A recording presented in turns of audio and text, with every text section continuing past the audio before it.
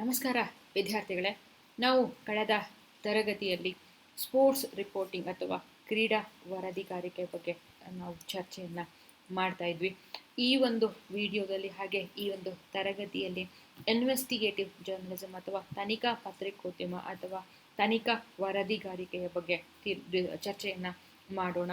ತನಿಖಾ ವರದಿಗಾರಿಕೆ ಅಂದರೆ ಏನು, ಹೇಗೆ ಇನ್ವೆಸ್ಟಿಗೇಷನ್ಸನ್ನು ಮಾಡಲಾಗತ್ತೆ, ಯಾಕೆ ನಾವು ತನಿಖಾ ವರದಿಗಾರಿಕೆ ಪತ್ರಿಕೋದ್ಯಮದಲ್ಲಿ ಪ್ರಮುಖವಾಗುತ್ತೆ ಅನ್ನೋದ್ರ ಬಗ್ಗೆ ಕೂಡ ಚರ್ಚೆಯನ್ನು ಮಾಡೋಣ. So, investigative journalism is a form of journalism in which reporters deeply investigate a single topic of interest. ಇಲ್ಲಿ ಏನಾಗುತ್ತೆ, ಈ ತನಿಖಾ ವರದಿಗಾರಿಕೆ ಅಥವಾ ತನಿಖಾ ಪತ್ರಿಕೋದ್ಯಮ ಅಂತಕ್ಕಂತಹದ್ದು ಪತ್ರಿಕೋದ್ಯಮದ ಒಂದು ಭಾಗ. ಸೊ ನಾವು ಹೇಗೆ ಕ್ರೈಮ್ ರಿಪೋರ್ಟ್, ಸ್ಪೋರ್ಟ್ಸ್ ರಿಪೋರ್ಟ್, ಹಾಗೆ ಲೆಜಿಸ್ಲೇಚರ್ ರಿಪೋರ್ಟ್, ಎಲೆಕ್ಷನ್ ರಿಪೋರ್ಟ್ಸ್ಗಳು, ಸೊ ಹೀಗೆ ಇವುಗಳನ್ನೆಲ್ಲವನ್ನು ಕೂಡ ಲೀಗಲ್ ರಿಪೋರ್ಟು, ಕೋರ್ಟ್ ರಿಪೋರ್ಟ್ ಅಂತ ನಾವು ಹೇಗೆ ಒಂದೊಂದು ಕ್ಷೇತ್ರದ ವರದಿಗಾರಿಕೆಯನ್ನು ನೋಡ್ತೇವೆ, ಅದೇ ರೀತಿಯಾಗಿ ಕೂಡ ಈ ತನಿಖಾ ವರದಿಗಾರಿಕೆಯು ಕೂಡ ಪತ್ರಿಕೋದ್ಯಮದ ಒಂದು ಭಾಗ ಆಗಿದೆ. So in which reporters deeply investigate, ಇಲ್ಲಿ ಪತ್ರಕರ್ತರು ಏನಿದ್ದಾರೆ ಅಥವಾ ವರದಿಗಾರರು ಏನಿದ್ದಾರೆ, ಒಂದು ನಿರ್ದಿಷ್ಟ ವಿಷಯದ ಕುರಿತಾಗಿ ಅವರು ಹೆಚ್ಚು ಇನ್ವೆಸ್ಟಿಗೇಷನನ್ನು ಮಾಡ್ತಾರೆ, ತನಿಖೆಯನ್ನು ಮಾಡ್ತಕ್ಕಂಥದ್ದು. ಫಾರ್ ಎಕ್ಸಾಂಪಲ್, ಉದಾಹರಣೆಗೆ ಹೇಳಬೇಕು ಅನ್ನೋದಾದರೆ, ಈಗ ಇತ್ತೀಚೆಗೆ ಎಲ್ಲ ಕಡೆನೂ ಕೂಡ ಇಡೀ ಪ್ರಪಂಚದಾದ್ಯಂತ ಕೊರೋನಾ ಗಲಾಟೆ ನಡೀತಾ ಇದೆ. ಈ ಕೊರೋನಾಗೆ ಸಂಬಂಧಪಟ್ಟ ಹಾಗೆ ಎಲ್ಲಿ ಶುರುವಾಯಿತು ಕೊರೋನಾ? ನಿಜವಾಗ್ಲೂ ಚೈನಾದವರು ಬಿಟ್ಟಿದ್ದ, ಚೈನಾದಿಂದ ಬಂತು ಅನ್ನೋದೇ ಆದರೆ ಅದು ಮ್ಯಾನ್ಯುಯಲ್ ಆಗಿ ಬಂತ, ಮನುಷ್ಯನೇ ಬೇಕು ಅಂತ ಹೇಳಿ ಈ ಒಂದು ವೈರಸ್ಸನ್ನು ಸ್ಪ್ರೆಡ್ ಮಾಡಿದ್ದ, ಅಥವಾ ಇನ್ಯಾವುದೇ ರೀತಿಯಲ್ಲಿ ಅವರೇ ಹೇಳಿಕೊಳ್ಳುವ ಹಾಗೆ ಅಲ್ಲಿನ ಒಂದು ರಾ ಮಾರ್ಕೆಟಿಂದ ಅದು ಒಬ್ಬನಿಂದ ಒಬ್ಬರಿಗೆ ಸ್ಪ್ರೆಡ್ ಹಾಕೊಂಡು ಬಂದು ಇಡೀ ಪ್ರಪಂಚಕ್ಕೆ ಇವತ್ತು ಇಷ್ಟರ ಮಟ್ಟಿಗೆ ಹಾನಿಯನ್ನು ಮಾಡ್ತಾ ಇದೆಯಾ ಅನ್ನೋದರ ಕುರಿತಾಗಿ ಒಂದು ನಿರ್ದಿಷ್ಟ ಒಂದು ವಿಷಯದ ಕುರಿತಾಗಿ ಅವರು ತನಿಖೆಯನ್ನು ಮಾಡ್ತಾರೆ.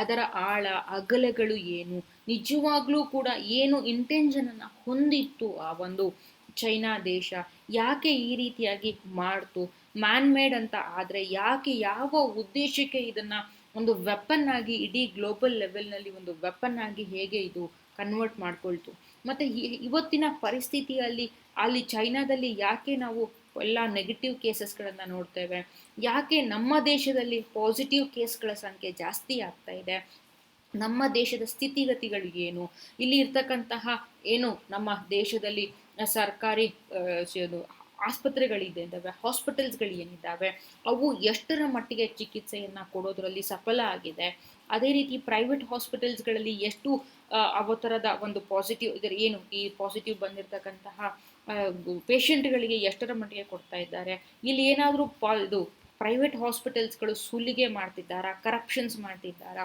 ಏನಾಗ್ತಾ ಇದೆ, ಇಲ್ಲಿ ಸರ್ಕಾರ ಏನಾದರೂ ಇದರ ಕರಪ್ಷನ್ಸ್ ಇನ್ವಾಲ್ವ್ ಆಗಿದೆಯಾ, ಅದು ಸಪೋಸ್ ಇನ್ವಾಲ್ವ್ ಆಗಿದೆ ಅನ್ನೋದಾದರೆ ಎಷ್ಟರ ಮಟ್ಟಿಗೆ ಇನ್ವಾಲ್ವ್ಮೆಂಟ್ ಆಗಿದೆ, ಏನಾಗ್ತಾ ಇದೆ. ಸೊ ಹೀಗೆ ಸಂಪೂರ್ಣವಾಗಿ ಬೇರೆ ಬೇರೆ ಎಲ್ಲ ರೀತಿಯ ದೃಷ್ಟಿಕೋನಗಳನ್ನೆಲ್ಲವನ್ನೂ ಕೂಡ ಗಮನದಲ್ಲಿ ಇಟ್ಕೊಂಡು ಇಲ್ಲಿ ವರದಿಯನ್ನು ಕೂಡ ಇಲ್ಲಿ ಮಾಡಲಾಗುತ್ತೆ.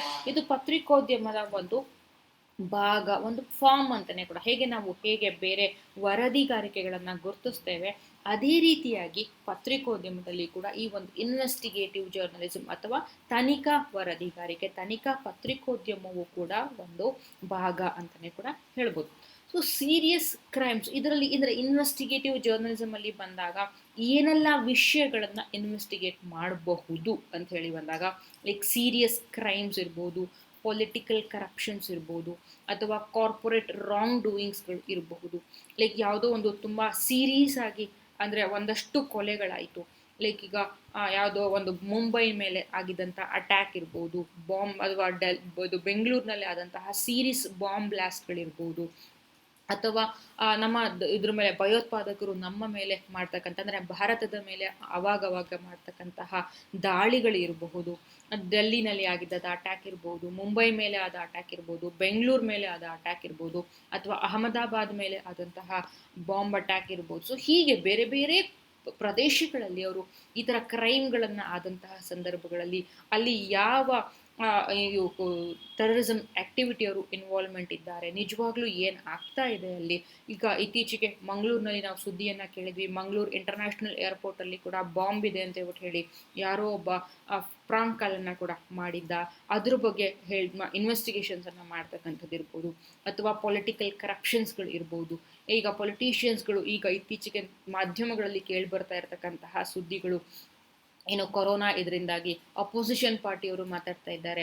ಈ ಕೊರೋನಾ ಹೆಸರಿನಲ್ಲಿ ಪೊಲಿಟಿಷಿಯನ್ಸ್ಗಳು ಹಾಗೆಯೇ ಸರ್ಕಾರ ಇವತ್ತು ತುಂಬ ಕರಪ್ಷನ್ಸ್ಗಳನ್ನು ಮಾಡ್ತಾ ಇದೆ, ಸಾಕಷ್ಟು ಲೂಟಿಯನ್ನು ಮಾಡ್ತಾ ಇದೆ. ಪ್ರೈವೇಟ್ ಹಾಸ್ಪಿಟಲ್ಸ್ಗಳು ಕೂಡ ಹೆಚ್ಚು ಹೆಚ್ಚು ಬಿಲ್ಲನ್ನು ಕೊಡೋದ್ರ ಮೂಲಕ ಅಲ್ಲಿ ಸಾರ್ವಜನಿಕರನ್ನು ಸುಲಿಗೆ ಮಾಡ್ತಾ ಇದೆ.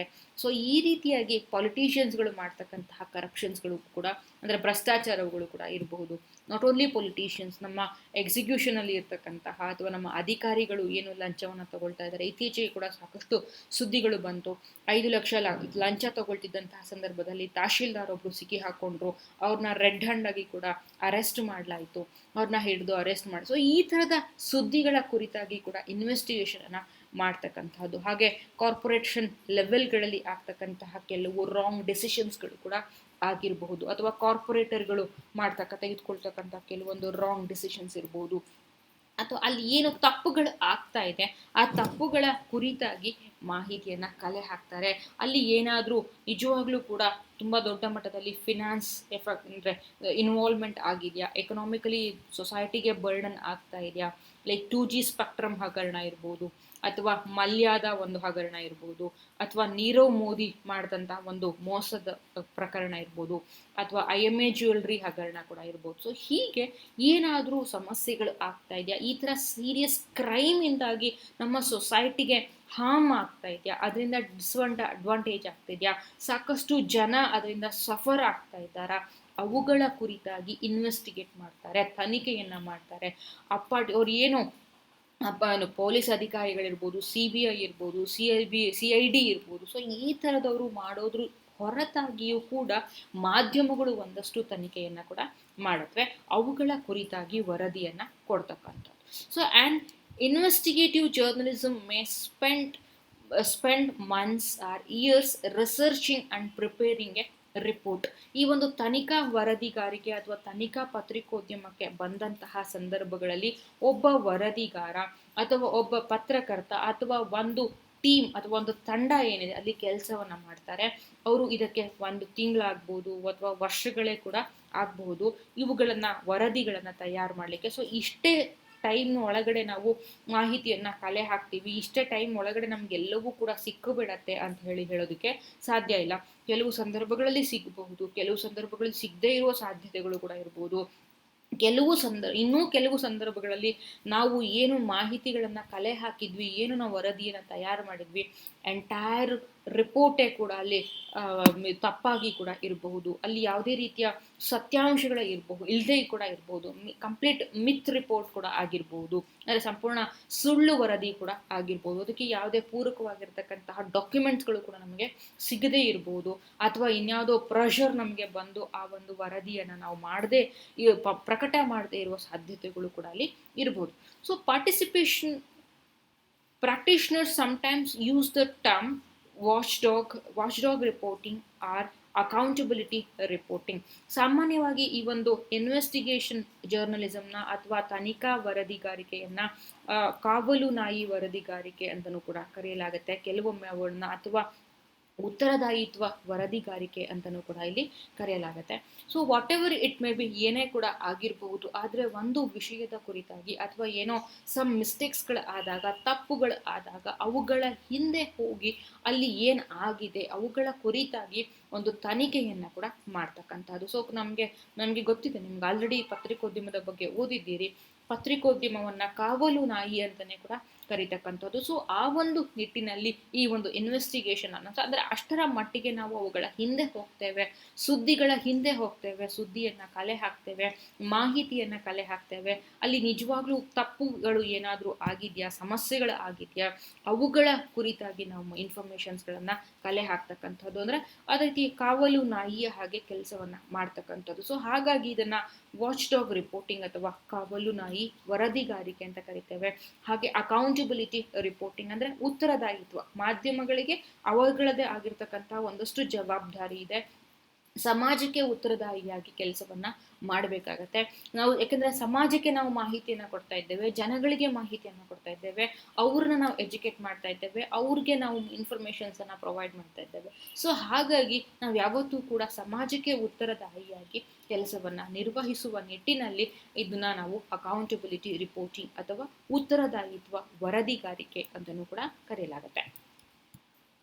So news papers, wire services and freelance journalists have traditionally conducted most investigative journalism.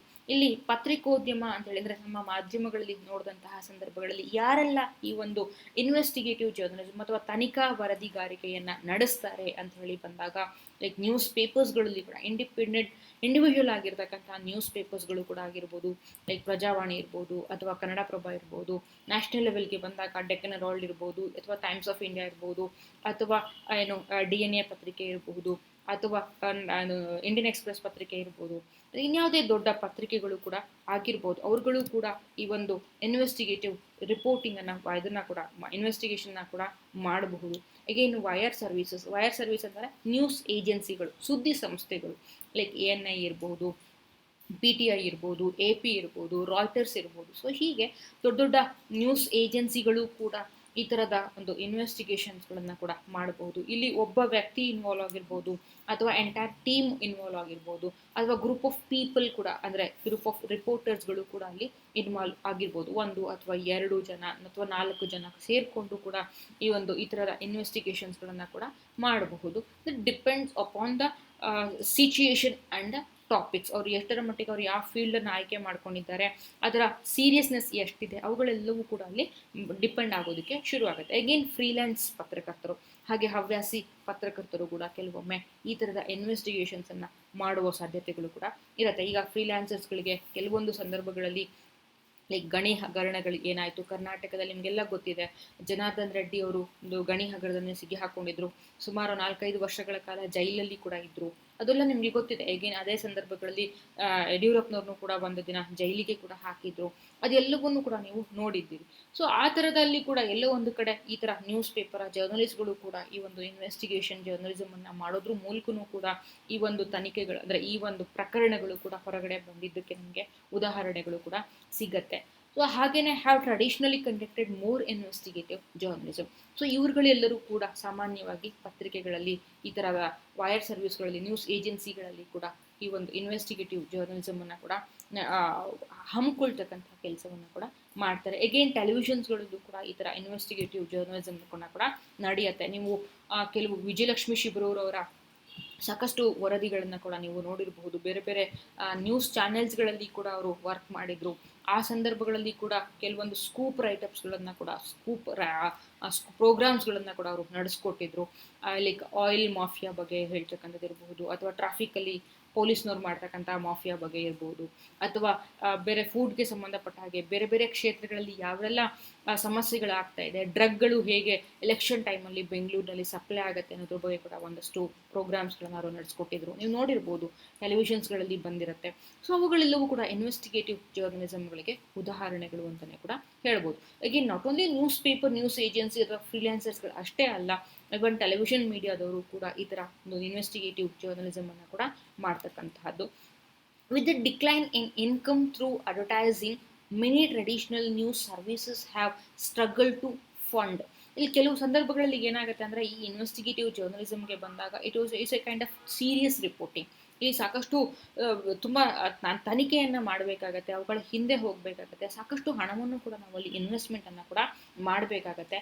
ಆದರೆ ಅಡ್ವರ್ಟೈಸ್ಮೆಂಟ್ ಅವರಿಗೆ, ಅಡ್ವರ್ಟೈಸ್ಮೆಂಟ್ ಏಜೆನ್ಸಿ ಅವರುಗಳಿಗೆ ಅಥವಾ ಅಡ್ವರ್ಟೈಸರ್ಸ್ ಸ್ಪಾನ್ಸರ್ ಮಾಡ್ತಕ್ಕಂಥವ್ರು ಏನಿರ್ತಾರೆ ಅವರುಗಳಿಗೆ ಯಾವತ್ತೂ ಕೂಡ ಇನ್ಕಮನ್ನು ಯೋಚನೆ ಮಾಡ್ತಾರೆ. ಇನ್ಕಮ್ ಆಸ್ಪೆಕ್ಟಿಂದ ಅವ್ರು ಯಾವತ್ತೂ ಕೂಡ ಅಡ್ವರ್ಟೈಸ್ಮೆಂಟ್ಸ್ಗಳನ್ನು ಮೀಡಿಯಾಗಳಿಗೆ ಕೊಡ್ತಕ್ಕಂಥದ್ದು. ಯಾವುದೇ ಟ್ರೆಡಿಷನಲ್ ನ್ಯೂಸ್ ಸರ್ವಿಸಸ್ ಇರ್ಬೋದು, ಲೈಕ್ ನ್ಯೂಸ್ ಪೇಪರ್ ಇರ್ಬೋದು, ಅಥವಾ ನ್ಯೂಸ್ ಏಜೆನ್ಸಿ ಇರ್ಬೋದು, ಅಥವಾ ಟೆಲಿವಿಷನ್ ಇರ್ಬೋದು, ಅಥವಾ ರೇಡಿಯೋಗಳು ಕೂಡ ಇರ್ಬೋದು.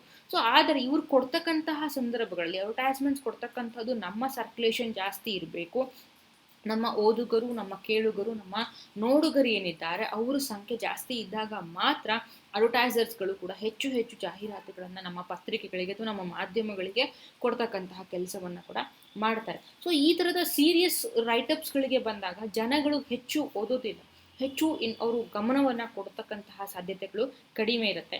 ನಮಗೆ ಇವತ್ತು ಕೂಡ ನಮ್ಮ ಪತ್ರಿಕೆಗಳಲ್ಲಿ ಅಥವಾ ನಮ್ಮ ಮಾಧ್ಯಮಗಳು, ಟೆಲಿವಿಷನ್ ಮೀಡಿಯಾಗಳಲ್ಲಿ ನೋಡಿದಾಗ ನಮಗೆ ಸ್ವಲ್ಪ ಪ್ರಚೋದನಾತ್ಮಕವಾಗಿ ರಂಜನೀಯವಾಗಿರ್ತಕ್ಕಂತಹ ರೈಟಪ್ಸ್ಗಳು ಅಥವಾ ಪ್ರೋಗ್ರಾಮ್ಸ್ಗಳು ನಮಗೆ ಯಾವತ್ತೂ ಕೂಡ ಇಷ್ಟ ಆಗುತ್ತೆ.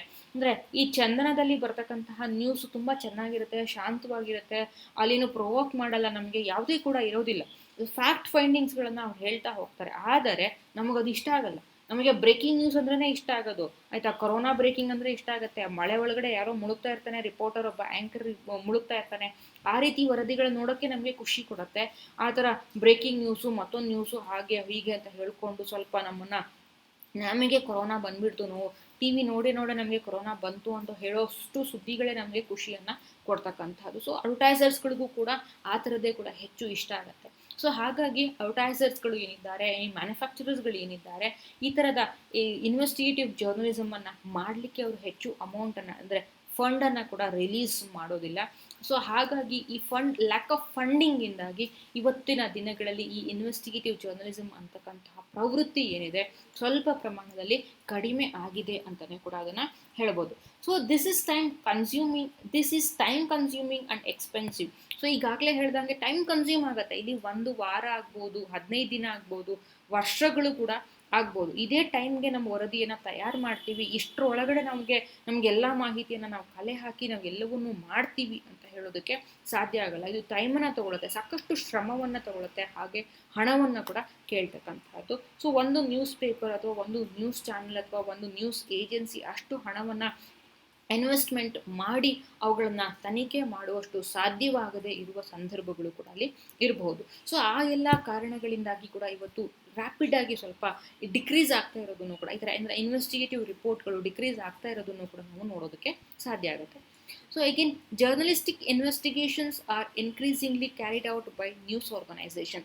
ಸೊ ಸಾಮಾನ್ಯವಾಗಿ ಬಹುತೇಕ ಸಂದರ್ಭಗಳಲ್ಲಿ ಈ ಥರ ಜರ್ನಲಿಸ್ಟಿಕ್ ಇನ್ವೆಸ್ಟಿಗೇಷನ್ಸ್ಗಳನ್ನು ನಾವು ಸಾಮಾನ್ಯವಾಗಿ ನ್ಯೂಸ್ ಆರ್ಗನೈಸೇಷನ್ಸ್ಗಳು ಹಮ್ಮಿಕೊಳ್ಳೋದನ್ನು ಕೂಡ ನಾವು ನೋಡ್ತೇವೆ. ನ್ಯೂಸ್ ಆರ್ಗನೈಸೇಷನ್ಸ್ಗಳನ್ನು ನಾನು ಈಗಾಗಲೇ ಹೇಳ್ದಂಗೆ AP ಇರ್ಬೋದು, ಅಥವಾ ರಾಯ್ಟರ್ಸ್ ಇರಬಹುದು, PTI ಇರಬಹುದು, ಅಥವಾ ANI ಇರ್ಬೋದು. ಈ ಥರ ನ್ಯೂಸ್ ಏಜೆನ್ಸಿ ಸುದ್ದಿ ಸಂಸ್ಥೆಗಳು ಏನಿದ್ದಾವೆ ಅವು ದೊಡ್ಡ ದೊಡ್ಡ ಮಟ್ಟದಲ್ಲಿ ಸುದ್ದಿಗಳನ್ನು, ಇಡೀ ಜಗತ್ತಿನಾದ್ಯಂತ ನಡೀತಕ್ಕಂತಹ ಸುದ್ದಿಗಳನ್ನು ಅವರು ಕವರ್ ಮಾಡ್ತಾರೆ. ಸಣ್ಣ ಲೋಕಲ್ಲಿಂದ, ಸ್ಥಳೀಯ ಮಟ್ಟದಿಂದ ಹಿಡಿದು ಗ್ಲೋಬಲ್ ಲೆವೆಲಲ್ಲಿ ಆಗ್ತಕ್ಕಂತಹ ಎಲ್ಲ ರೀತಿಯ ಸುದ್ದಿಗಳನ್ನೆಲ್ಲವನ್ನೂ ಕೂಡ ಅವರು ಕಲೆ ಹಾಕ್ತಾರೆ.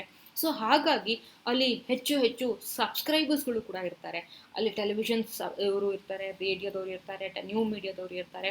ಸೊ ಬೇರೆ ಬೇರೆ ರೀತಿಯಾಗಿರ್ತಕ್ಕಂತಹ ಹೆಚ್ಚು ಸಬ್ಸ್ಕ್ರೈಬರ್ಸ್ಗಳು ಇರೋದ್ರಿಂದ ಆ ಥರ ಇನ್ವೆಸ್ಟಿಗೇಷನ್ಸ್ಗಳನ್ನ, ಜರ್ನಲಿಸ್ಟಿಕ್ ಇನ್ವೆಸ್ಟಿಗೇಷನ್ಸ್ಗಳನ್ನ ಎಲ್ಲವನ್ನೂ ಕೂಡ ಆ ನ್ಯೂಸ್ ಆರ್ಗನೈಸೇಷನ್ಸ್ಗಳು ಕೂಡ ಹೆಚ್ಚು ಹೆಚ್ಚು ಮಾಡ್ತಕ್ಕಂಥದ್ದನ್ನು ಕೂಡ ನಾವು ನೋಡ್ಬೋದು. They work together even internationally, as in the case of the Panama Papers and Paradise Papers.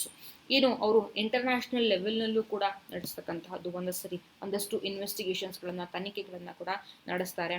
ಬರೀ ದೇಶದಲ್ಲಿ ಮಾತ್ರ ಅಲ್ಲ, ಬೇರೆ ಬೇರೆ ದೇಶಗಳಲ್ಲಿ ಕೂಡ ಇನ್ವೆಸ್ಟಿಗೇಷನ್ಸ್ಗಳನ್ನು ಕೂಡ ಮಾಡ್ತಕ್ಕಂಥದ್ದು. ಲೈಕ್ ಪನಾಮಾ ಪೇಪರ್ಸ್ ಮತ್ತು ಪ್ಯಾರಡೈಸ್ ಪೇಪರ್ಸ್ಗಳಲ್ಲೂ ಕೂಡ ಹಾಗೇನೆ ಇಡೀ ಬರೀ ಭಾರತದಲ್ಲಿ ಅಷ್ಟೇ ಅಲ್ಲ, ಈ ಫಿಲಿಪೀನ್ಸ್ ಇರ್ಬೋದು, ಪಾಕಿಸ್ತಾನ ಇರ್ಬೋದು, ಬೇರೆ ಬೇರೆ ದೇಶಗಳ ಪತ್ರಿಕೆಗಳಲ್ಲಿ, ಪತ್ರಿಕೋದ್ಯಮದಲ್ಲಿ ಏನೆಲ್ಲ ಕರಪ್ಷನ್ಸ್ಗಳು ಆಗಿದೆ ಅದರ ಕುರಿತಾಗಿ ಈ ಪನಾಮಾ ಪೇಪರ್ಸ್ ಮತ್ತು ಪ್ಯಾರಡೈಸ್ ಪೇಪರ್ಸ್ಗಳ ಕುರಿತಾಗಿ ಕೂಡ ಪ್ರಕರಣಗಳು ಕೂಡ ಮಾತಾಡ್ತಕ್ಕಂಥದ್ದು. ಅಲ್ಲಿ ಕೂಡ ಈ ಥರ ಇನ್ವೆಸ್ಟಿಗೇಟಿವ್ ಜರ್ನಲಿಸಮನ್ನು ಕೂಡ ಮಾಡ್ತಾರೆ. ಅಲ್ಲಿ ಅದರ ಮೂಲಕ ಏನು ಪತ್ರಿಕೋದ್ಯಮದಲ್ಲಿ ಹೇಗೆ ಕರಪ್ಷನ್ಸ್ಗಳು ಆಗ್ತಾ ಇದೆ, ಹೇಗೆ ನಾವು ಏನು ಕಚ್ಚಾ ಒಂದು ನ್ಯೂಸ್ಗಳನ್ನು, ಪೇಪರ್ಗಳನ್ನು ತಗೊಳ್ತೇವೆ, ಅವುಗಳಲ್ಲಿ ಯಾವ ರೀತಿಯಾಗಿ ಅಲ್ಲಿ ಕರಪ್ಷನ್ ಆಗ್ತಾ ಇದೆ ಅನ್ನೋದ್ರ ಬಗ್ಗೆ ಕೂಡ ಈ ಪನಾಮಾ ಪೇಪರ್ಸ್ ಮತ್ತು ಪ್ಯಾರಡೈಸ್ ಪೇಪರ್ ಅಂತಕ್ಕಂತಹ ಪ್ರಕರಣದಲ್ಲಿ ಕೂಡ ಸಾಕಷ್ಟು ಮಾಹಿತಿಗಳು ಹೊರಗಡೆ ಬಂತು. ಸಾಕಷ್ಟು ದೇಶಗಳು ಇಲ್ಲಿ ಇನ್ವಾಲ್ವ್ ಆಗಿದ್ರು ಈ ಕರಪ್ಷನ್ ಒಂದು ಚೈನಲ್ಲಿ ಕೂಡ. ಅವುಗಳ ಬಗ್ಗೆ ಕೂಡ ಸಾಕಷ್ಟು ಮಾಹಿತಿಗಳು ಕೂಡ ಹೊರಗಡೆ ಬಂತು. ಅವುಗಳ ಬಗ್ಗೆ ಕೂಡ ಇದು ನ್ಯೂಸ್ ಏಜೆನ್ಸಿಗಳು ಈ ಒಂದು ಕೆಲಸವನ್ನು, ಇನ್ವೆಸ್ಟಿಗೇಷನ್ ಜರ್ನಲಿಸಮನ್ನು ಕೂಡ ಮಾಡಿದ್ರು. Organizations like ProPublica, so which have not operated previously as news publishers and which rely on the support of the public and benefactors of fund their work. ಇಲ್ಲಿ ಏನಾಗುತ್ತೆ ಅಂದರೆ ಕೆಲವು ಸಂದರ್ಭಗಳಲ್ಲಿ ಲೈಕ್ ಪ್ರೋ ಪಬ್ಲಿಕಾ ಅಂತಕ್ಕಂತಹ ಒಂದಷ್ಟು ನ್ಯೂಸ್ ಆರ್ಗನೈಸೇಷನ್ಸ್ಗಳು ಏನಿದ್ದಾವೆ ಅವರುಗಳು ಇದುವರೆಗೆ ಅವರು ಮೊದಲು ಯಾವುದೇ ರೀತಿಯಂತಹ ನ್ಯೂಸ್ ಪಬ್ಲಿಕೇಶನ್ಸ್ಗಳನ್ನು ಅಂದರೆ ಪತ್ರಿಕೆಗಳನ್ನಾಗಲಿ ಅಥವಾ ವೈರ್ ಸರ್ವಿಸಸ್ಗಳು ಅಂತಂದರೆ ನ್ಯೂಸ್ ಏಜೆನ್ಸಿಗಳನ್ನಾಗಲಿ ಟೆಲಿವಿಷನ್ಸ್ಗಳನ್ನಾಗಲಿ ಯಾವುದೂ ಕೂಡ ಅವರು ನಡೆಸ್ತಾ ಇರಲಿಲ್ಲ. ಆದರೆ ಅವರು ಸಾರ್ವಜನಿಕ ಹಿತದೃಷ್ಟಿಯನ್ನು ಇಟ್ಕೊಂಡು ಸಾರ್ವಜನಿಕರಿಗೆ ನಾವು ಮಾಹಿತಿಯನ್ನು ತಲುಪಿಸ್ಬೇಕು, ಅವ್ರಿಗೆ ಇಂಟ್ರೆಸ್ಟ್ ಇರುತ್ತೆ ಅಥವಾ ಅವ್ರಿಗೆ ಬೆನಿಫಿಟ್ ಆಗುತ್ತೆ, ಆ ಥರದ ಒಂದು ದೃಷ್ಟಿಕೋನವನ್ನು ಇಟ್ಕೊಂಡು ಈ ಪ್ರೋ ಪಬ್ಲಿಕಾ ಅಂತಕ್ಕಂತಹ ಒಂದಷ್ಟು ಆರ್ಗನೈಸೇಷನ್ಸ್ಗಳು, ಆ ರೀತಿಯ ಒಂದು ಆರ್ಗನೈಸೇಷನ್ಸ್ಗಳು ಕೂಡ ಈ ಒಂದು ಇನ್ವೆಸ್ಟಿಗೇಟಿವ್ ಜರ್ನಲಿಸಮ್ಗಳಿಗೆ ಫಂಡನ್ನು ಕೊಡ್ತಾರೆ, ಹಣವನ್ನು ಸಹ ಕೊಡ್ತಾರೆ. ಅದರ ಮೂಲಕ ಏನು ಕರಪ್ಷನ್ಸ್ಗಳಿರ್ಬೋದು, ಭ್ರಷ್ಟಾಚಾರಗಳಿರ್ಬೋದು ಅಥವಾ ಮಿಸ್ಟೇಕ್ಸ್ಗಳು ಏನಾಗುತ್ತೆ ಅವುಗಳ ಕುರಿತಾಗಿ ಒಂದಷ್ಟು ಮಾಹಿತಿಗಳನ್ನು ಕೂಡ ಹೊರತೆಗಿತಕ್ಕಂಥದ್ದು, ಅದರ ಮೂಲಕ ಅವರು ಪಬ್ಲಿಸಿಟಿಯನ್ನು ಪಡ್ಕೊಳ್ತಕ್ಕಂತಹ ಕೆಲಸಗಳು ಕೂಡ ಇಲ್ಲಿ ಆಗತ್ತೆ. So the growth of media mix in the US since the 1980s has been accompanied by massive cuts in the budgets for the investigative journalism. So ನಾವು 1980ರ ದಶಕದಲ್ಲೇ ಕೂಡ ಅಮೇರಿಕಾದಲ್ಲಿ ಕೂಡ ಈ ಮಾಧ್ಯಮಗಳು ಹೆಚ್ಚು ಬೆಳವಣಿಗೆಯನ್ನು ಹೊಂದೋದಕ್ಕೆ ಶುರುವಾಯಿತು. ಸೊ ಅದರ ಪರಿಣಾಮವಾಗಿ ಈ ಒಂದು ಇನ್ವೆಸ್ಟಿಗೇಟಿವ್ ಜರ್ನಲಿಸಮ್ ಅಂತಕ್ಕಂಥದ್ದು ಸ್ವಲ್ಪ ಅದರ ಪ್ರಮಾಣಗಳು ಕಡಿಮೆ ಆಯಿತು, ಸ್ವರೂಪಗಳು ಕಡಿಮೆ ಆಯಿತು. ಅವುಗಳನ್ನು ಓದುಗರು ಮತ್ತು ಅವುಗಳಿಗೆ ಹೆಚ್ಚು ಇನ್ವೆಸ್ಟ್ ಮಾಡ್ತಕ್ಕಂತಹದ್ದು, ಹಣವನ್ನು ಕೊಡ್ತಕ್ಕಂತಹದ್ದು, ಅದಕ್ಕೆ ಹೆಚ್ಚು ಟೈಮನ್ನು ಸ್ಪೆಂಡ್ ಮಾಡ್ತಕ್ಕಂಥದ್ದು ಕೂಡ ಕಡಿಮೆ ಆಗೋದಕ್ಕೆ ಶುರುವಾಗತ್ತೆ. ಸೊ ಮೀಡಿಯಾ ಮಿಕ್ಸ್ ಅಂತಂದರೆ ಇಲ್ಲಿ ಮಾಧ್ಯಮಗಳಲ್ಲಿ ಎಲ್ಲವೂ ಕೂಡ ಸೇರ್ಕೋತಾ ಇದೆ. ನೀವು ನೋಡ್ತಾ ಇರ್ಬೋದು, ನಮ್ಮ ಟೆಲಿವಿಷನ್ಸ್ನ ಸ್ವಲ್ಪ ಪ್ರೊವೋಕಿಂಗ್ ಮಾಡ್ತಾ ಇದ್ದಾವೆ.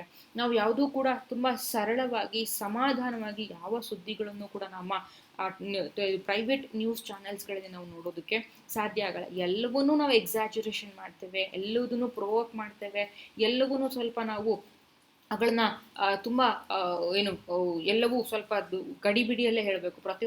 ಪ್ರತಿಯೊಂದು ಬ್ರೇಕಿಂಗ್ ನ್ಯೂಸು ಆಯಿತಾ. ಸೊ ಅಲ್ಲೇನಾದರೂ ಒಂದು ಹಸು ಕರು ಹಾಕ್ತು ಅಂತಂದ್ರೆ ಅದು ಒಂದು ಬ್ರೇಕಿಂಗ್ ನ್ಯೂಸು. ಅಷ್ಟರ ಮಟ್ಟಿಗೆ ನಾವು ಸುದ್ದಿಗಳನ್ನು ಮಿಕ್ಸ್ ಮಾಡ್ತಾ ಇದ್ದೀವಿ. ನಮಗೆ ಇಲ್ಲಿ ಸಾರ್ವಜನಿಕ ಸುದ್ದಿಗಳು ಯಾವುದು, ಮನರಂಜನಾತ್ಮಕ ಸುದ್ದಿಗಳು ಯಾವುದು, ಅವೇರ್ನೆಸ್ ಕೊಡ್ತಕ್ಕಂತಹ ಸುದ್ದಿಗಳು ಯಾವುದು, ಗಂಭೀರ ಸ್ವರೂಪದ ಸುದ್ದಿಗಳು ಯಾವುದು, ಮತ್ತು ಯಾವುದ್ರ ಕೂಡ ನಾವು ಅದಕ್ಕೆ ಇಂಪಾರ್ಟೆನ್ಸನ್ನು ಕೊಡ್ತಾ ಇಲ್ಲ. ಎಲ್ಲವೂ ನಮಗೆ ಬ್ರೇಕಿಂಗ್ ನ್ಯೂಸು, ಎಲ್ಲವೂ ಕೂಡ ನಮಗೆ ಹಾಟ್ ನ್ಯೂಸ್ಗಳು, ಎಲ್ಲವೂ ಕೂಡ ಆ ಥರದ ಬ್ರೇಕಿಂಗ್ ನ್ಯೂಸ್ ಬರಗಳು. ಪ್ರತಿ ಕ್ಷಣವೂ ಕೂಡ ನಾವು ಹೊಸ ಸುದ್ದಿಯನ್ನು ಕೊಡಬೇಕು ಅನ್ನೋ ಆತರಕ್ಕೆ ಬಿದ್ದು ನಾವು ಪತ್ರಿಕೋದ್ಯಮದ ಸ್ವರೂಪವನ್ನು ಇವತ್ತು ಹಾಳು ಮಾಡ್ತಾ ಇದ್ದೇವೆ. ಸೊ ಆ ಎಲ್ಲ ಕಾರಣಗಳಿಂದಾಗಿ ಇವತ್ತು ಬಜೆಟ್ ಪ್ರಾಬ್ಲಮ್ ಆಗಿದೆ. ಇವುಗಳಿಗೆ ಇನ್ವೆಸ್ಟಿಗೇಟಿವ್ ಜರ್ನಲಿಸಮ್ಗೆ ಅಂದರೆ ತನಿಖಾ ಪತ್ರಿಕೋದ್ಯಮಕ್ಕೆ ಯಾರೂ ಕೂಡ ಹಣವನ್ನು ಇನ್ವೆಸ್ಟ್ ಮಾಡೋದಕ್ಕೆ ಯಾರೂ ಕೂಡ ಇಂಟ್ರೆಸ್ಟನ್ನು ತೋರಿಸ್ತಾ ಇಲ್ಲ. ಅಗೇನ್ ಅಮೇರಿಕಾದಲ್ಲಿ ಕೂಡ 1980ಸಲ್ಲೇ ಕೂಡ ಈ ಒಂದು ಬಜೆಟ್ ಕೂಡ ಪ್ರಾಬ್ಲಮ್ ಆಗೋದಕ್ಕೆ ಶುರುವಾಗುತ್ತೆ. ಸೊ ಅಲ್ಲಿಂದನೇ ಕೂಡ ಈ ತನಿಖಾ ವರದಿಗಾರಿಕೆ ಅಂತಕ್ಕಂಥದ್ದು ಡಿಕ್ಲೈನ್ ಆಗೋದಕ್ಕೆ ಶುರುವಾಗುತ್ತೆ. ಅಫ್ಕೋರ್ಸ್ ಇಂಡಿಯಾದಲ್ಲಿ ಕೂಡ ಅದೇ ಪರಿಸ್ಥಿತಿ. ಇವತ್ತು ಕೂಡ ಬಹುತೇಕ ನ್ಯೂಸ್ ಪೇಪರ್ಸ್ಗಳಲ್ಲಿ ಇನ್ವೆಸ್ಟಿಗೇಟಿವ್ ಜರ್ನಲಿಸಮ್ ಅನ್ನೋ ಒಂದು ಸೆಕ್ಷನನ್ನು ನಾವು ಗುರುತಿಸೋದಕ್ಕೆ ಸಾಧ್ಯ ಇಲ್ಲ. ನಮ್ಮಲ್ಲೂ ಕೂಡ 1980ಸಲ್ಲಿ 1990ಸಲ್ಲಿ ಈ ಒಂದು ಇನ್ವೆಸ್ಟಿಗೇಟಿವ್ ಜರ್ನಲಿಸಮ್ ಅಂದರೆ ಈ ತನಿಖಾ ಪತ್ರಿಕೋದ್ಯಮ ಅಂತಕ್ಕಂಥದ್ದು ಸಾಕಷ್ಟು ಉನ್ನತ ಮಟ್ಟದಲ್ಲಿ ಇತ್ತು, ಉತ್ತುಂಗ ಮಟ್ಟದಲ್ಲೇ ಕೂಡ ಇತ್ತು. ಅರುಣ್ ಶೌರಿ ಇರಬಹುದು, ಇವರುಗಳೆಲ್ಲರೂ ಕೂಡ ದ ಹಿಂದೂ ಪತ್ರಿಕೆಯಲ್ಲಿ ಅರುಣ್ ಶೌರಿ ಅವರು ಕೆಲಸ ಮಾಡ್ತಾ ಇದ್ರು. ಅರುಣ್ ಶೌರಿ ಅವರು ಮತ್ತು ಪಿ ಸಾಯಿನಾಥ್ ಅವರು ಇವರೆಲ್ಲರೂ ಕೂಡ ಇನ್ವೆಸ್ಟಿಗೇಟಿವ್ ಜರ್ನಲಿಸಮ್ಗೆ ಸಾಕಷ್ಟು ಕಾಂಟ್ರಿಬ್ಯೂಷನ್ಸ್ಗಳನ್ನು ಕೂಡ ಕೊಟ್ಟಿರ್ತಕ್ಕಂತಹದ್ದು. ಅವರೆಲ್ಲರೂ ಕೂಡ ಡೆವಲಪ್ಮೆಂಟಲ್ ಜರ್ನಲಿಸ್ಟು, ಇನ್ವೆಸ್ಟಿಗೇಟಿವ್ ಜರ್ನಲಿಸ್ಟ್ ಅಂತಲೇ ಕೂಡ ಫೇಮಸ್ ಆಗಿರ್ತಕ್ಕಂತಹ ಪತ್ರಕರ್ತರು ಕೂಡ ಆಗಿದ್ದಾರೆ. ಆದರೆ ಇವತ್ತು ಆ ಥರದ ಪತ್ರಿಕೋದ್ಯಮವನ್ನು ನಮ್ಮ ಇವತ್ತಿನ ದಿನಗಳಲ್ಲಿ ಗುರುತಿಸೋದಕ್ಕೆ ಸಾಕಷ್ಟು ಕಡಿಮೆ ಆಗಿದೆ. So in 2002 a study was concluded. 2002ರಲ್ಲಿ ಒಂದು ಅಧ್ಯಯನದ ವರದಿ ಕೂಡ ಹೇಳುತ್ತೆ. ಏನಪ್ಪಾ ಅಂತಂದರೆ that investigative journalism has all but disappeared from the nation's commercial airwaves. ಇವತ್ತು ಎಲ್ಲವೂ ಕೂಡ ತುಂಬ ಕಮರ್ಷಿಯಲೈಸೇಷನ್ಸ್ಗಳು ಆಗ್ತಾ ಇದೆ. ಎಲ್ಲ ಕಡೆ ಕೂಡ ಕಮರ್ಷಿಯಲೈಸೇಷನ್ಗಳ ಖಾಸಗೀಕರಣಗಳಾಗ್ತಾ ಇದೆ. ಯಾರೂ ಕೂಡ ಸಾರ್ವಜನಿಕರಿಗೆ ಸುದ್ದಿಯನ್ನು ಕೊಡಬೇಕು, ಸರ್ವಿಸನ್ನು ಕೊಡಬೇಕು ಅನ್ನೋ ಒಂದು ದೃಷ್ಟಿಕೋನದಿಂದ ಇಟ್ಕೊಂಡು ಯಾರೂ ಕೂಡ ಸುದ್ದಿಯನ್ನು ಕೊಡ್ತಾ ಇಲ್ಲ. ನ್ಯಾಷನಲ್ ಇಂಟ್ರೆಸ್ಟ್ ಅಂತಕ್ಕಂಥದ್ದು ಇವತ್ತು ಹೊರಟೋಗಿದೆ. ರಾಷ್ಟ್ರೀಯ ಹಿತಾಸಕ್ತಿಗಳಿಲ್ಲ. ಸಮಾಜಕ್ಕೆ ನಾವು ಏನೋ ಒಳ್ಳೆಯದನ್ನು ಕೊಡ್ತಾ ಇದ್ದೀವಿ ಅನ್ನೋ ಉದ್ದೇಶಗಳು ಯಾವುದೂ ಕೂಡ ಇವತ್ತು ಇಲ್ಲ. ಇಡೀ ಮಾಧ್ಯಮ ಎಲ್ಲವೂ ಕೂಡ ಇವತ್ತು ಕಮರ್ಷಿಯಲೈಸೇಷನ್ ಆಗಿದೆ, ವಾಣಿಜ್ಯೀಕರಣವಾಗಿ ಬದಲಾವಣೆ ಹೊಂದ್ತಾ ಇದೆ. ಸೊ ಆ ಕಾರಣಕ್ಕಾಗಿ ಈ ಇನ್ವೆಸ್ಟಿಗೇಟಿವ್ ಜರ್ನಲಿಸಮ್ ಅಂತಕ್ಕಂತಹದ್ದು ಮಾಧ್ಯಮಗಳಿಂದ ಎಲ್ಲವೂ ಕೂಡ ಡಿಸಪಿಯರ್ ಆಗ್ತಾ ಇದೆ, ಎಲ್ಲವೂ ಕೂಡ ಮರೆಯ ಆಗ್ತಾ ಇರೋದನ್ನ ಕೂಡ ನಾವು ನೋಡೋದಕ್ಕೆ ಸಾಧ್ಯ ಅಂತ ಹೇಳಿ ಕೂಡ 2002ರಲ್ಲಿ ಒಂದು ವರದಿ ಕೂಡ ಹೇಳುತ್ತೆ. So the empirical evidence for this is consistent with the conflicts of interest between the revenue sources for the media mix. ನಾನು ಈಗಾಗಲೇ ಹೇಳಿದ ಹಾಗೆ ಎಂಪಿರಿಕಲ್ ಎವಿಡೆನ್ಸ್ಗಳು ಬೇಕಾಗತ್ತೆ. ನಾವು ಯಾವುದೇ ಒಂದು ಈ ಥರ ಇನ್ವೆಸ್ಟಿಗೇಟಿವ್ ಜರ್ನಲಿಸಮ್ ಅನ್ನು ಮಾಡಬೇಕು ಅಂತಂದಾಗ ಅದೊಂದು ರೀತಿಯ ಒಂದು ದೊಡ್ಡ ಮಟ್ಟದ ಸಂಶೋಧನೆಯನ್ನು ಕೈಗೊಂಡ ಹಾಗೆ. ಸಂಶೋಧನೆ ಮಾಡೋದಕ್ಕೆ ಹೊರಟಾಗ ನಮಗೆ ಎವಿಡೆನ್ಸ್ಗಳು ಬೇಕಾಗತ್ತೆ, ಸಾಕ್ಷ್ಯಾಧಾರಗಳು ಬೇಕಾಗತ್ತೆ. ನಾನು ಏನನ್ನ ಪ್ರೂವ್ ಮಾಡೋಕ್ಕೆ ಹೊರಟಿದ್ದೀನಿ ಅವುಗಳಿಗೆ ನಾವು ಸಾಕಷ್ಟು ಪೂರಕವಾಗಿರ್ತಕ್ಕಂತಹ ವರದಿಗಳನ್ನು, ಪೂರಕವಾಗಿರ್ತಕ್ಕಂತಹ ಸಾಕ್ಷಿಗಳನ್ನು ಎಲ್ಲವನ್ನೂ ಕೂಡ ನನ್ನ ಮಾಧ್ಯಮದ ಮುಂದೆ ಪ್ರೆಸೆಂಟ್ ಮಾಡಬೇಕಾಗತ್ತೆ. ನನ್ನ ಓದುಗರಿಗೆ ನಾನು ಅದನ್ನು ಕನ್ವಿನ್ಸ್ ಮಾಡಬೇಕಾಗತ್ತೆ, ಹೇಳಬೇಕಾಗತ್ತೆ ಏನಾಗಿದೆ ಅಲ್ಲಿ, ನಿಜವಾಗ್ಲೂ ಕೂಡ ಇಲ್ಲಿ ಕರಪ್ಷನ್ಸ್ ಆಗಿದೆ ಅಂದರೆ ಎಷ್ಟರ ಮಟ್ಟಿಗೆ ಆಗಿದೆ, ಯಾರೆಲ್ಲ ಇನ್ವಾಲ್ವ್ ಆಗಿದ್ದಾರೆ, ಏನಾಗ್ತಾ ಇದೆ, ಅವುಗಳೆಲ್ಲವನ್ನೂ ಕೂಡ ನಾನು ಬಿಡಿಸಿ ಹೇಳಬೇಕಾಗತ್ತೆ. ಸೊ ಆ ಥರ ಘರ್ಷಣೆಗಳು ಉಂಟಾಗ್ತಾ ಇದೆ. ಯಾಕೆ ಅಂದರೆ ಇಲ್ಲಿ ಮಾಧ್ಯಮಗಳೆಲ್ಲವೂ ಕೂಡ ರಾಜಕೀಯದವರ ಕೈಗಳಲ್ಲಿ ಸಿಗಿ ಹಾಕೊಳ್ತಾ ಇದೆ. ರಾಜಕೀಯ ಪಕ್ಷಗಳು, ಲೀಡರ್ಸ್ಗಳಿರ್ಬೋದು, ಪಕ್ಷಗಳಿರ್ಬೋದು, ಅಥವಾ ರಾಜಕೀಯ ನಾಯಕರಿರ್ಬೋದು, ನೇತಾರರಿರ್ಬೋದು, ಅವ್ರಗಳ ಕಡೆಗೆ ಮಾಧ್ಯಮಗಳೆಲ್ಲವೂ ಕೂಡ ಇವತ್ತು ಹೋಗ್ತಾ ಇದೆ.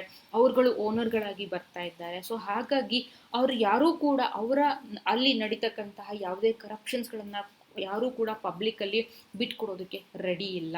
ಸೊ ಅವ್ರು ಯಾರೂ ಕೂಡ ತಮ್ಮ ಪಕ್ಷದ ಪರವಾಗಿ, ತಮ್ಮ ಇವುಗಳ ಪರವಾಗಿ, ಸರ್ಕಾರದ ಪರವಾಗಿ ಯಾವುದೇ ರೀತಿಯಾಗಿರ್ತಕ್ಕಂತಹ ನೆಗೆಟಿವ್ ವರದಿಗಳನ್ನು ಕೊಡೋದಕ್ಕೆ ಅವ್ರು ಯಾರೂ ಕೂಡ ತಯಾರಿರೋದಿಲ್ಲ. ಸೊ ಆ ಥರದ ವಿಷಯಗಳಿಗೆ ಅವ್ರು ಯಾರೂ ಕೂಡ ಇನ್ಕಮನ್ನು ಅಥವಾ ಅವ್ರ ಇನ್ವೆಸ್ಟ್ಮೆಂಟನ್ನು ಮಾಡೋದಕ್ಕೂ ಕೂಡ ಇಲ್ಲಿ ಯಾರೂ ಕೂಡ ರೆಡಿ ಇರೋದಿಲ್ಲ. ಸೊ ಹಾಗಾಗಿ ಈ ಥರ ರೆವಿನ್ಯೂ ಮತ್ತು ಅಗೇನ್ ಅಡ್ವರ್ಟೈಸರ್ಸ್ಗಳು ಕೂಡ ಈ ಥರದ ವಿಷಯಗಳಿಗೆ ಹೆಚ್ಚು ಅಡ್ವರ್ಟೈಸ್ಮೆಂಟ್ಸ್ಗಳನ್ನು ಕೊಡೋದಿಲ್ಲ, ಹೆಚ್ಚು ಆಸಕ್ತಿಯನ್ನು ಕೂಡ ಕೊಡೋದಿಲ್ಲ. ಅಡ್ವರ್ಟೈಸರ್ಸ್ಗಳಿಗೆ ಅಥವಾ ಸ್ಪಾನ್ಸರ್ಸ್ಗಳಿಗೆ ಎಲ್ಲರಿಗೂ ಕೂಡ ಪ್ರಾಫಿಟನ್ನು ಅವರು ಗಮನದಲ್ಲಿ ಇಟ್ಕೊಳ್ತಾರೆ ಹೊರತು ಅವರಿಗೆ ಯಾವುದೂ ಕೂಡ ಎಜುಕೇಟ್ ಮಾಡಬೇಕು ಅಥವಾ ಸಮಾಜಕ್ಕೆ ಒಂದು ಮಾಹಿತಿಯನ್ನು ಕೊಡಬೇಕು ಅಂತಹ ಯಾವುದೇ ಇಂಟ್ರೆಸ್ಟ್ ಕೂಡ ಅವ್ರಿಗೆ ಇರೋದಿಲ್ಲ. ಅಲ್ಲಿ ರೆವಿನ್ಯೂ ಸೋರ್ಸ್ ಇರೋದಿಲ್ಲ. ನಮಗೆ ಅದರಿಂದ ಈ ರೀತಿಯ ಸುದ್ದಿಗಳನ್ನು ಕೊಡೋದ್ರಿಂದ ನಮಗೆ ನಮ್ಮ ರೆವಿನ್ಯೂ ಅಥವಾ ನಮಗೆ ಆದಾಯಗಳು ಕೂಡ ಹೆಚ್ಚಾಗೋದ್ವಾ ಕಡಿಮೆ ಆಗುತ್ತೆ ಹೊರತು ಹೆಚ್ಚಾಗೋದೇ ಇಲ್ಲ. ಸೊ ಹಾಗಾಗಿ ಈ ಎಲ್ಲ ಕಾರಣಗಳಿಂದಾಗಿ ಮಾಧ್ಯಮಗಳಲ್ಲಿ ಕೂಡ ಸುದ್ದಿಯನ್ನು ಕೊಡ್ತಕ್ಕಂತಹ ರೀತಿ ಕೂಡ ಇವತ್ತು ಬದಲಾವಣೆಯನ್ನು ಹೊಂದಿರತಕ್ಕಂತಹದ್ದು. ಸೊ ಹಾಗಾಗಿ ಈ ಎಲ್ಲ ಕಾರಣಗಳಿಂದಾಗಿ ಇವತ್ತು ಈ ಪತ್ರಿಕೋದ್ಯಮ ಅಂದರೆ ತನಿಖಾ ವರದಿಗಾರಿಕೆ ಅಥವಾ ತನಿಖಾ ಪತ್ರಿಕೋದ್ಯಮ ಅಂತಕ್ಕಂತಹದ್ದು ಡಿಸಪಿಯರ್ ಆಗ್ತಾ ಇರೋದನ್ನ ನಾವು ಗುರುತಿಸೋದಕ್ಕೆ ಸಾಧ್ಯ ಆಗುತ್ತೆ. So the mythology of an unbiased dispassionate media ಅವುಗಳೆಲ್ಲ ಕೂಡ ಹೇಳ್ತಾ ಏನಪ್ಪ ಅಂದರೆ advertisers have reduced their spending with media that reported too many unfavourable details. ಯಾಕೆ ಇವತ್ತೆಲ್ಲ ಆಗ್ತಿದೆ?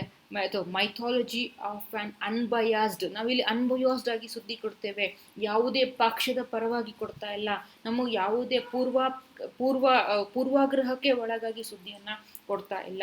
ಸೊ ನಾವು ಈ ರೀತಿಯ ಒಂದು ಯಾವುದೇ ಪಕ್ಷವನ್ನು ನಾವು ಬೆನ್ನಿಗೆ ಇಟ್ಕೊಂಡು ಕೆಲಸವನ್ನು ಮಾಡ್ತಾ ಇಲ್ಲ. ಯಾರ ಪಕ್ಷಕ್ಕೂ ಅಥವಾ ಯಾರ ವ್ಯಕ್ತಿಗೂ ಕೂಡ ನಾವು ಕೆಲಸವನ್ನು ಮಾಡಬೇಕಾಗಿಲ್ಲ. ಸಮಾಜಕ್ಕೆ ನಾವು ಕೆಲಸವನ್ನು ಮಾಡ್ತಾ ಇದ್ದೀವಿ, ಸಮಾಜಕ್ಕೆ ಒಂದು ಸರ್ವಿಸನ್ನು ಕೊಡ್ತಾ ಇದ್ದೀವಿ ಅನ್ನೋ ಇಂಟೆನ್ಷನ್ಸ್ಗಳು ಇವತ್ತದು ನಮ್ಮ ಮಾಧ್ಯಮಗಳಿಗೆ ಖಂಡಿತವಾಗ್ಲೂ ಕೂಡ ಇಲ್ಲ. ಅವ್ರಿಗೆ ಇರ್ತಕ್ಕಂತಹದ್ದು ನಾನು ಕೊಡೋ ಸುದ್ದಿಗಳೆಲ್ಲವೂ ಇವತ್ತು ಸರಕಾಗಿದೆ, ಒಂದು ಪ್ರಾಡಕ್ಟ್ ಆಗಿದೆ. ಸುದ್ದಿಯನ್ನು ನಾನು ಎಷ್ಟರ ಮಟ್ಟಿಗೆ ನಾನು ಸೇಲ್ ಮಾಡ್ತೇನೆ, ಎಷ್ಟು ಜನ ನನ್ನ ಓದುಗರಿದ್ದಾರೆ, ಎಷ್ಟು ಜನ ನನ್ನ ನೋಡುಗರಿದ್ದಾರೆ, ನನ್ನ ಸುದ್ದಿಯನ್ನು ಎಷ್ಟು ಜನ ಓದ್ತಾರೆ, ನಾನು ಸುದ್ದಿಯನ್ನು ಮಾರ್ಕೆಟ್ ಮಾಡ್ತೀನಿ. ಸೊ ಅಷ್ಟರ ಮಟ್ಟಿಗೆ ಇವತ್ತು ಸುದ್ದಿಗಳೇ ಒಂದು ಸರಕಾಗಿರೋದ್ರಿಂದ ಇಲ್ಲಿ ಅದ್ರ ಮಾಧ್ಯಮಗಳಿಗೆ ನಿಜವಾಗ್ಲೂ ಕೂಡ ಒಂದು ಪ್ಯಾಷನೇಟ್ ಆಗಿ ನಾನು ಕೆಲಸ ಮಾಡಬೇಕು, ಇದೊಂದು ಪ್ರೊಫೆಷನ್ನು, ಇದೊಂದು ವೃತ್ತಿ, ನಾನು ವೃತ್ತಿ ಮೌಲ್ಯವನ್ನು ಇಟ್ಕೋಬೇಕು, ವೃತ್ತಿಗೆ ಒಂದು ನಾನು ನ್ಯಾಯವನ್ನು ಒದಗಿಸ್ಕೊಡ್ಬೇಕು ಅನ್ನೋ ಒಂದು ದೃಷ್ಟಿಕೋನದಿಂದ ಪತ್ರಕರ್ತರು ಕೆಲಸ ಮಾಡ್ತಕ್ಕಂತಹ ಪತ್ರಕರ್ತರ ಸಂಖ್ಯೆ ಕೂಡ ಇವತ್ತು ಕಡಿಮೆ ಆಗಿದೆ.